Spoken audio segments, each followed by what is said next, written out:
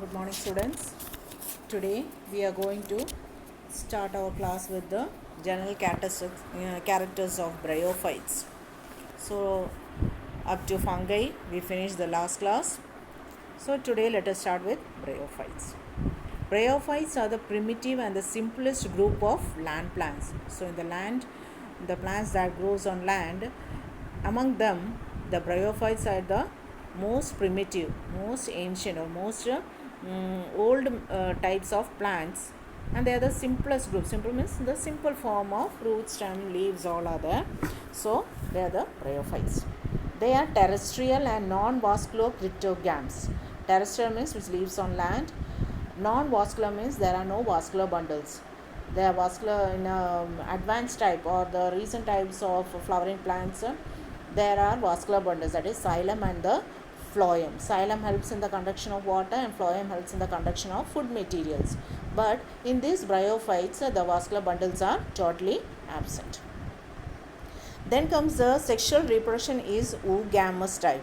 So, in the sexual reproduction takes place by only by oogamous type. There is no separate male or the female plant or male sex organs or nothing like that. It only reproduces by oogamous type. Next, they have well developed sex organs like antheridia and archegonia. They have the well developed sex. I told that oogamous type. In that oogamous type, they have the well developed sexual sex. Male it is antheridia and the female it is the archegonia. So they have well developed sex organs like antheridia and archegonia, but the sexual reproduction takes place only by oogamous type. The male sex organs are antheridium, which produces the anthrozoid. So the male sex organs produces the anthrozoid, and the female sex organs the archegonia, which contains an egg. Anthrozoid swims and reaches the archegonia. So the male sex organs, the anthrozoid, will swim in water and reaches through the archegonia, which is a female sex organ. Fertilizes the egg and form the zygote. The zygote is the first cell which develops into sporophytic generation.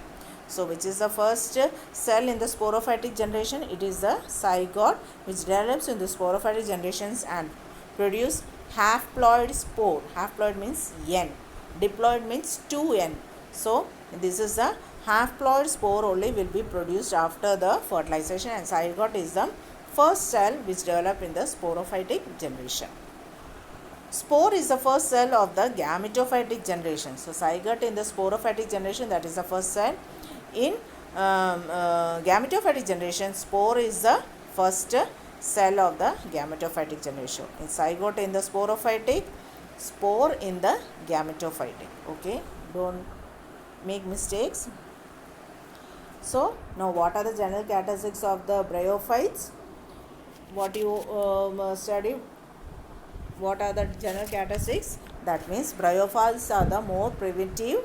Primitive means most old or the most ancient types of plants, and they found only on the land plants. Terrestrial means they are only found on the land.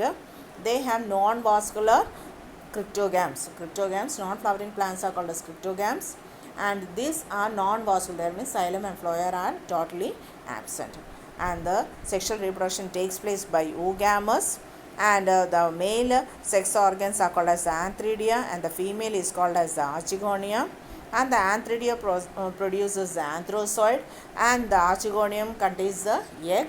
This anthrozoid will swim and move towards the archegonia and get fertilized with the egg, and the zygote is the first cell in the sporophytic generation, and spore is the first cell in the gametophytic generation. So these are the general characteristics of the bryophytes. Next, we'll go for the classification of the bryophytes. They have shown with the flow chart and with the diagrams. In the first class one, hepatiaceae or liverworts. See in the picture they have given the example liverworts. For liverworts, Rixia. So they have given the example for hepatiaceae family of the bryophytes. In that, the example they have given Rixia. See, this all you must have found this type of plants in the near to the seashore on the rocks. All you must have seen this Rixia. Next, the class 2 comes the Anthocerote, hornworts. This also Anthoceros, near to the water side or near to the rocks. All you can see this type of Anthoceros. And the next last one, the class 3 comes the Funaria or the Musci or the mosses. Okay, that is the third class 3. So what are the first one? Hepatiaceae. The first one was Hepatiaceae and the example Rixia, and the second one Anthocerote, hornworts. They have given the example Anthoceros, and the third one, class 3, is the Musci or the mosses, and the example is Funaria. Now let us learn about the class 1 Hepatiaceae, example Rixia. These are the lower forms of bryophytes. Lower forms means the most primitive, most old types of plants.